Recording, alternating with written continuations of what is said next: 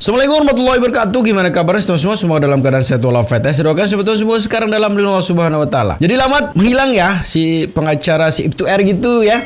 Sekalinya muncul gitu kan, kalau ndak bikin gaduh ya bikin klarifikasi gitu kan. Sekarang ini ditanya juga mengenai kliennya tuh, katanya kangen ya begitu kan. Jadi gimana video selengkapnya sebetulnya?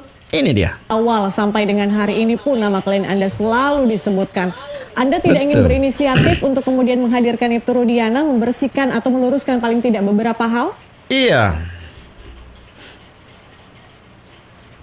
Kenapa nama klien saya selalu dibahas-bahas? Karena ia dirindukan oleh para pendukung terpidana ini. Mereka mencintai Rudiana sehingga selalu diululukan dan selalu dibahas-bahas gitu sampai ke permukaan, bahkan sampai ke fitnah. Jadi kita harus bangga juga karena memang banyak yang kritik beliau ya, karena kalau tidak ada yang kritik kita selalu merasa sempurna gitu, walaupun kita sudah melakukan hal yang baik tapi belum tentu baik menurut orang. Jadi saya kira apapun itu kritikannya ataupun disebut-sebut namanya terhadap orang itu, kita syukuri saja karena itu adalah anugerah yang maha kuasa yang harus kita syukurin dan hormati gitu. Karena beliau sebagai anggota polisi harus taat dan harus juga menghargai perbedaan dan kritikan. Nggak boleh kita baper gitu loh. Apalagi saya juga sebagai pengacara nggak boleh baper walaupun terang dari saya gitu. Kita sudah berkali-kali Pak telah memberikan klarifikasi ya, baik di melalui divisi Humas Polri telah menyampaikan terkait dengan perkaranya dan terkait dengan pribadinya itu disampaikan oleh Ibtu Rudiana langsung. Dan kita selaku penasihat hukum membantu meluruskan juga terkait dengan isu-isu yang menyerang harkat martabat Rudiana maupun keluarganya. Artinya sepanjang proses hukum ini berjalan, kita tidak mau berspekulasi ataupun berpendapat hal lainnya. Kita tunggu saja putusan PK ini seperti apa. Karena kita menganggap ya hakim-hakim yang mengadili peninjauan kembali ini adalah hakim yang mempunyai kredibilitas dan profesional, tentunya harus kita hargai itu. Jadi setiap apapun itu keputusannya kan ada langkah hukum ataupun upaya hukum yang diberikan oleh negara. Salah satunya adalah upaya hukum peninjauan kembali, dan pengacara Ibtu Rudiana adalah di sini jaksa penuntut umum selaku pengacara negara gitu loh, pengacaranya Kupan. Jadi kita serahkan saja kepada pengacara negara seperti apa nanti. Kalau kita tunggu hasil PK lumayan lama Bang Pitra, kita akan tunggu bahkan bisa sampai setahun bahkan mungkin lebih. Masa kita disuruh nunggu sampai segitu lama Bang Pitra?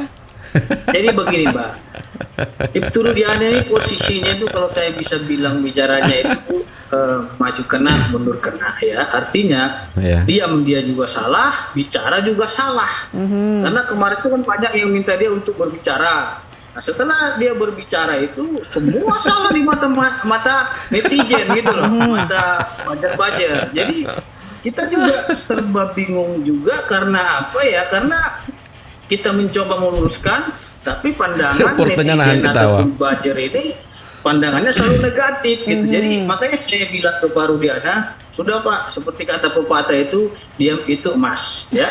Artinya Bapak sudah cukup memberikan keterangan, sudah cukup, itu saya kira sudah cukup. Karena kemarin juga bicara dia disuruh diam. Kalau sama netizen, mending diam aja, nggak usah banyak cerita, nggak usah klarifikasi, kata netizen.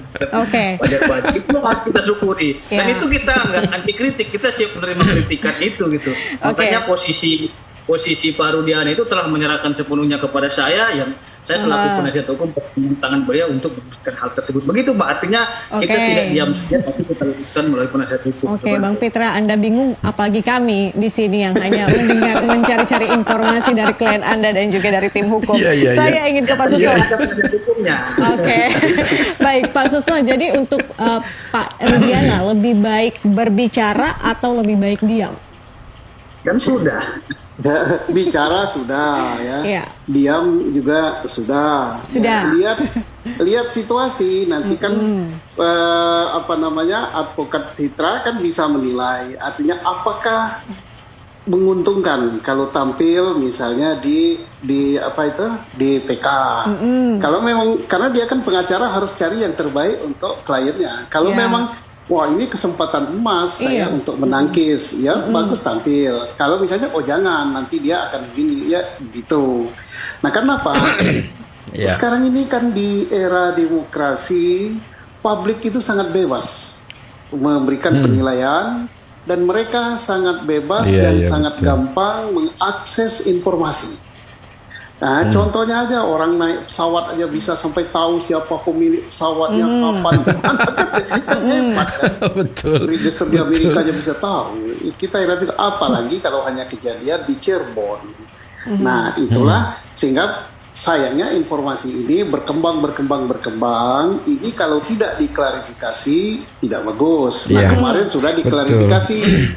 Nah, sudah diklarifikasi ditolak oleh publik. Nah, sekarang yang belum mengklarifikasi adalah dari penyidik Mabes Polri, penyidik terkait dengan laporan. Nah, kalau dulu pernah Pak Sandi menyatakan klarifikasi terkait kinerja tim yang dibentuk yang bukan menangani laporan daripada pelapor.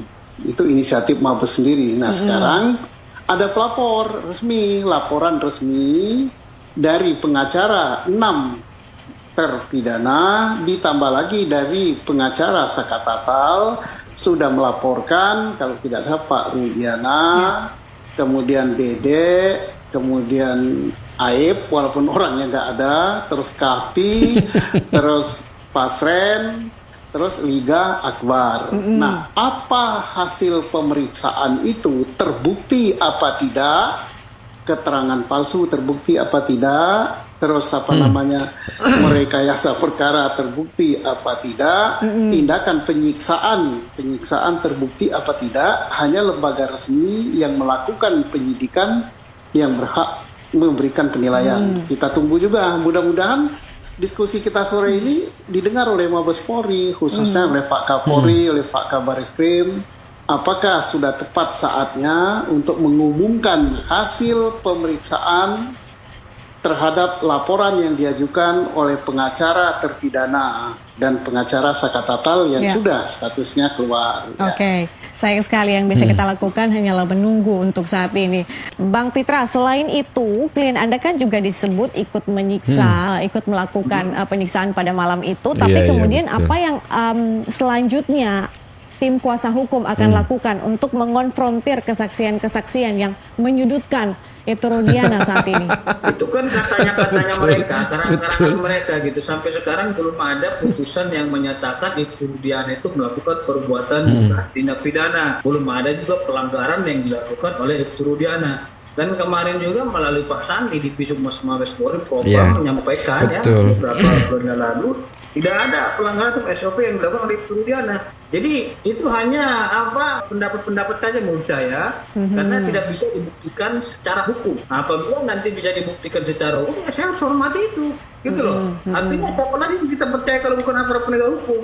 Nah, berbicara terkait dengan tuduhan-tuduhan mereka itu jelas. Kita sebagai negara hukum, ya kita tempuh jalur hukum yang mereka bilang Ibtu Rudiana merekayasa, mengarang dan lain-lain, kan kita badan itu sudah berjalan dan semua Bang Pit, bukankah kesaksian ini juga melalui jalur hukum?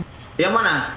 Kesaksian sidang PK saat ini? Itu kan saksi, tapi dia tidak bisa membuktikan tuduhan itu. Contohnya nih, aku tuduh Mbak sebagai pencuri ayam, tapi sebagai pencuri ayam itu Mbak tidak pernah melaporkan saya sebagai pencuri ayam, tapi Mbak hanya bertestimoni saja. Jadi apa yang bisa saya percaya keterangan lain halnya? Kalau Mbaknya itu membuat laporan polisi ataupun membuat laporan yang sejenisnya dan propam dan lain-lainnya, dan dinyatakan yang bersangkutan terbukti bersalah. Ini kan sudah ada kewenangannya masing-masing. Kalau masalah perbuatan pidana itu kan tugasnya daripada kepolisian, ataupun masalah etik itu ataupun etik ketidakprofesionalan masalah propam. Reporternya juga nahan ketawa ya. Betul juga ya. Hal yang kita lakukan sekarang adalah menunggu, karena menurut pengacaranya si Ibtu R ini, si Abang Fitra gitu kan, diam adalah emas itu kan. Karena sepertinya juga pernah saya sampaikan dulu sebetulnya Rudiana memang benar juga ya, maju kena mundur kena gitu. Kemarin dia menghilang gitu ya. Netizen menuntut minta tolong biar kelihatan begitu untuk klarifikasi dirujak juga gitu. Jadi serba salah ya. Memang serba salah. Tapi setuju juga dengan apa yang disampaikan oleh Pak Susno kemarin ya, yang mengatakan bahwa ini adalah sebenarnya caranya sekarang di sidang PK ini biar hadir begitu. Nah di situ silahkan nanti kalau sudah klarifikasi nanti biar publik ya yang menilai begitu bagaimana hasil dari klarifikasinya begitu. Karena apa yang menjadi kesaksian dari para saksi-saksi ini memang mengarah ke beliau gitu ya, mengarah ke situ bahwa yang merekayasa, yang membuat apa segala macam ini adalah si ini gitu, si Ibtu Erni gitu ya. Sehingga kalau itu terjadi alangkah baiknya memang harus klarifikasi begitu ya. Apalagi dengan tidak hadirnya sekarang di PK seperti si Aib misalnya sekarang yang hilang gitu kan. Mungkin kemarahan netizen itu puncaknya adalah memang si Aib saja ya, si Aib saja yang mohon maaf ya bukan siapa-siapa. Ini dituntut untuk hadir tidak bisa gitu kan, kesannya bahwa dia tidak menghargai semua proses ini. Nah apalagi si Ibtu R gitu, apalagi lebih atas lagi begitu ya. Tapi yang menjadi harapan netizen sebenarnya dan sudah juga saya sampaikan bahwa kali 78 orang ini bebas selesai semuanya gitu ya. Nantilah biar dia terima karma masing-masing lah begitu kan. Menarik teman-teman ya. Dan yang rindu Aib ini coba kita coba cari tahu dulu sebenarnya posisinya Aib itu seperti apa sih begitu ya. Ini ada videonya. Nama saksinya adalah Aib begitu yang kemudian saat ini kita nggak tahu seperti tenggelam ditelan bumi ini saksinya di persidangan pada 7 tahun lalu saja tidak hadir. Bagaimana ini? Ya, ini harus dijawab oleh Polri, harus dicari sampai ketemu, periksa lagi dia untuk mempertanggungjawabkan keterangannya karena dari mulut Aib lah masuk dalam penjara 8 orang, kemudian Peggy Setiawan masuk tapi baru sampai batas tersangka. Nah, kalau mencari Aib saja tidak bisa, apalagi mencari pelaku yang sebenarnya. Ayo buktikan itu. Termasuk juga yang pertama kali membuat laporan ini adalah merupakan orang tua dari korban yakni Eki Ibtu Rudiana kalau tidak salah. Ya, betul. Ibtu Rudiana itu membuat laporan berdasarkan hasil penangkapan dia yang tidak berwenang. Hasil penangkapan dia berdasarkan keterangan Aib. Nah ini jadi sudah dari awal ini. Nah inilah bagus sekali untuk bahan PK, membebaskan yang di dalam ya. Tapi yang kemudian menjadi kejanggalan adalah ketika bukti telepon seluler dari Vina ini dikembalikan, tidak ada bukti chat pada saat di chat di telepon genggamnya Vina ini tidak ada bukti chat antara percakapan Vina dan juga Eki itu tuh nggak ada. Tidak ada, semua tidak ada, semua sudah terhapus. Sepertinya terhapus itu. Jadi itu yang kita pertanyakan, tapi karena pada saat itu memang pihak keluarga kan tidak menggunakan kuasa hukum sama sekali, semuanya diwakili oleh Pak Rudiana. Dan pihak keluarga tidak mengerti hukum, jadi ya nurut apa kata Pak Rudiana pada saat itu. Ini tadi Rudiana, Ibtu Rudiana kan dari awal dia pelapor, dia yang mendampingi korban. Dia buktinya sama dia semua. Kenapa Rudiana ini selama kita pra-peradilan nggak pernah muncul dan tidak berbicara? Nah ini kan harusnya pihak kepolisian atau Kapolri yang juga menjadi pimpinan tertinggi dari Pak Rudiana ini bisa memanggil dan memberikan statement, diperiksa begitu. Apa sebenarnya dasar laporan itu, bukti apa yang diberikan. Salah satunya tadi ya, kalau sampai ada alat bukti yang dihapus, CCTV yang dihapus, itu obstruction of justice itu, menghalang-halangi penyidikan, itu semua harus diperiksa. Tadi kuasa hukum menyatakan ada kecurigaan penghapusan terhadap BBM. Dulu kan masih BBM ya, Messenger ya. Jadi bisa dilakukan pemeriksaan untuk membuktikan adanya obstruction of justice. Menghapusan barang bukti, menghilangkan barang bukti, begitu. Jadi saya sependapat dengan Mas Reja ini begitu. Begitu ya. Semakin runyam ya, dalam arti runyam ya seharusnya sih publik juga menunggu begitu kan kehadiran dari Ibtu R dan si Aib gitu ya. Tapi kembali lagi menghadirkan Aib saja yang bukan orang bukan siapa-siapa lah, tidak bisa, apalagi si Ibtu R gitu, apalagi di atasnya dan di atasnya begitu, sulit ya. Tapi kalau ini bisa, kalau ini terjadi Semeton dengan tidak dihadirkannya sekarang si Ibtu R ini ke persidangan ini menurut saya berkesimpulan bahwa beliau itu lebih kuat dari, mohon maaf ya, si Sambo dulu ya. Kalau Sambo itu memang apa yang menjadi tuduhannya, kemudian masuk dalam perkara apa gitu dihadirkan begitu ya. Sambo juga dengan gagah berani hadir di persidangan gitu untuk mempertanggungjawabkan perbuatannya. Lah ini sekarang si Ibtu ini siapa gitu ya, mengalahkan si Sambo. Ini keren ini. Tapi intinya sebetulnya di akhir video selalu saya berpesan ya untuk jangan cepat termakan hoax, selalu jaga persatuan dan kesatuan serta persaudaraan kita ya. Dan jangan nakal juga ya, karena sedikit nakal nanti bisa berakibat fatal. Dari segitu aja video sebetulnya. Assalamualaikum warahmatullahi wabarakatuh.